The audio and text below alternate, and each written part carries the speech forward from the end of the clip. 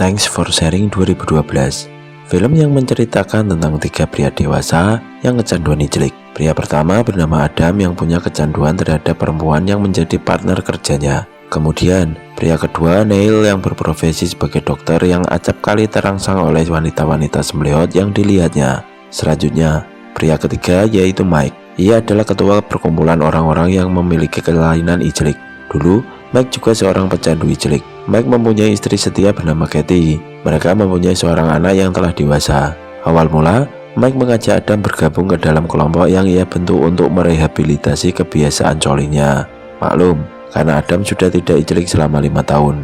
Adam setuju dan ia langsung merekomendasikan grup diskusi tersebut kepada Neil. Dan Neil yang juga kecanduan ijlik pun mau bergabung untuk meminimalisir kelainan tersebut. Tidak hanya Adam dan Neil, ternyata banyak orang yang mengikuti diskusi tersebut. Tidak hanya dari kaum pria saja yang mengikuti grup tersebut, melainkan ada perempuan juga. Perempuan tersebut adalah Didi.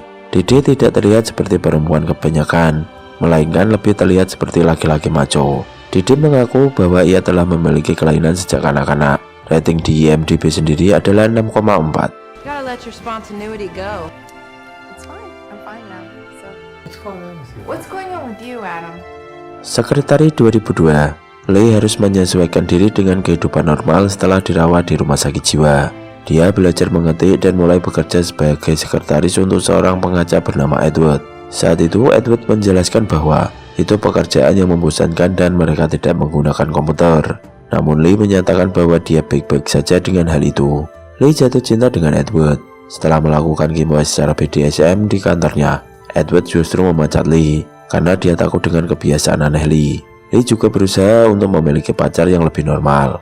Dia pacaran dengan Peter, bahkan mereka melakukan giveaway. Setelah Lee dipecat dari pekerjaannya, Peter melamar Lee, tapi Lee enggan setuju untuk menikah dengannya. Saat mencoba gaun pengantin, dia justru pergi ke kantor Edward lalu menyatakan cintanya. Edward yang masih ragu dengan hubungan mereka, menguji Lee dengan memerintahnya duduk di kursi tanpa menggerakkan tangan atau kakinya sampai dia kembali. Lee pun bersedia menurutinya. Rating di IMDb sendiri adalah 6,9.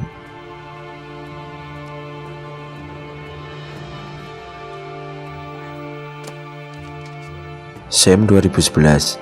Brandon merupakan eksekutif muda yang tinggal di New York. Ia merupakan orang yang tertutup tapi terlihat menjalani kehidupan dengan sangat baik. Namun ternyata, ia memiliki rahasia yang benar-benar disembunyikan dari orang lain, yakni kecanduan ijlik yang sudah di luar kendali. Rasa candu itu bahkan hampir menghancurkan hidupnya. Ia ijlik dengan banyak perempuan dan beberapa kali colai dalam satu hari. Pikirannya setiap hari penuh dengan angan-angan giveaway dengan rekan kerjanya. Hal tersebut membuatnya tidak pernah terikat dalam komitmen jangka panjang. Hubungan bersama kekasih biasanya hanya terjalin 4 bulan lalu kandas. Brandon kemudian mulai merasa terusik ketika saudara perempuannya Sissy datang ke New York karena pekerjaan dan menetap di apartemennya selama beberapa hari. Sissy merupakan seorang penyanyi. Ketika di apartemen, Sissy menemukan laptop Brandon yang penuh dengan vocab.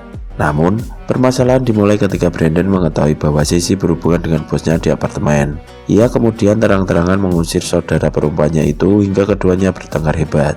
Rating di IMDb sendiri adalah 7,2.